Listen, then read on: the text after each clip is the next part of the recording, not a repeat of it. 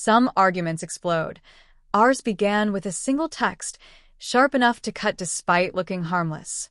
Lately, whenever I asked my wife, Alina, ordinary questions like where she was going or when she'd return, she met me with irritation, as if basic communication were some unforgivable intrusion. It wasn't controlling, it wasn't prying, just the kind of courtesy most couples don't even think twice about. So that evening, when she walked out in a new perfume and an unusual sense of confidence, I asked the simplest question a husband could ask. "Where are you headed?" She didn't answer with words.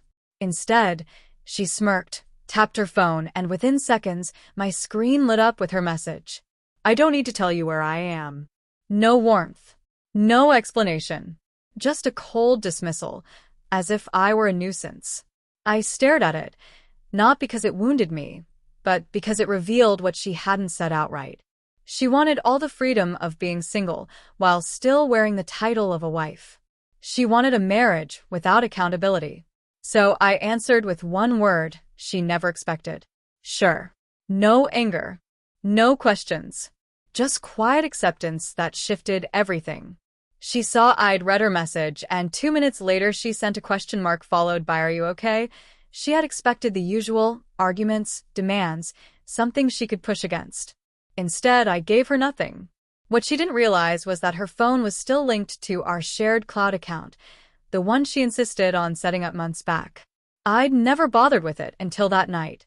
When her text drained the last of my patience, I opened the synced location map. And there she was, a glowing blue across town. Not where she'd hinted earlier, not with the friends she mentioned last week. Instead, she was at a rooftop lounge known for its privacy and dim corners where secrets breathe easier. Still, I didn't confront her. I didn't call. I simply grabbed my jacket, took my keys, and left with the same calm she thought I lacked.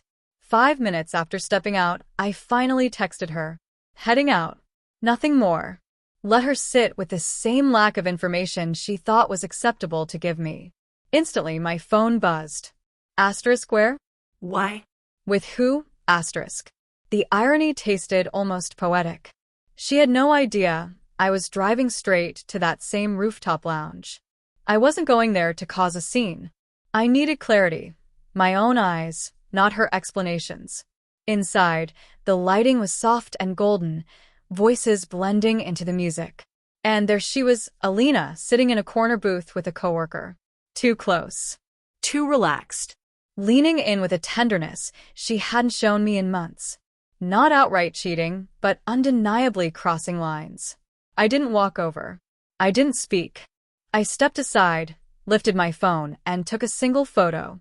Not for revenge, just evidence so there would be no rewriting of events later. Then I turned around and left. 10 minutes later, I sent her the picture. The moment she saw it, the tone of everything changed. "Adrian, why are you there?" Then, asterisk please, it's not what it looks like. Wait. Just wait. Asterisk. Suddenly the confidence was gone. Panic replaced arrogance. Excuses spilled in.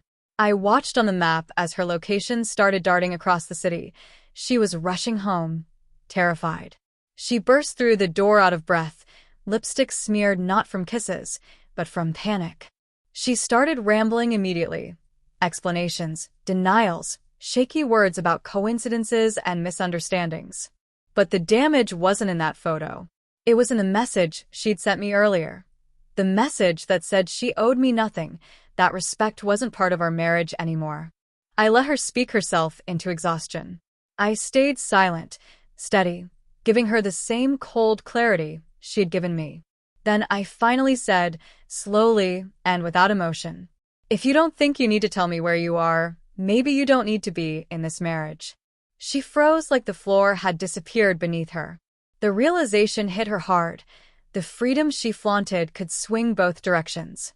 She collapsed in tears, begging for another chance, promising honesty, respect, transparency, things she once treated like optional gestures. That night didn't break because of a picture. It broke because she never expected me to see through the illusions she'd built. And after that night, nothing was ever the same again.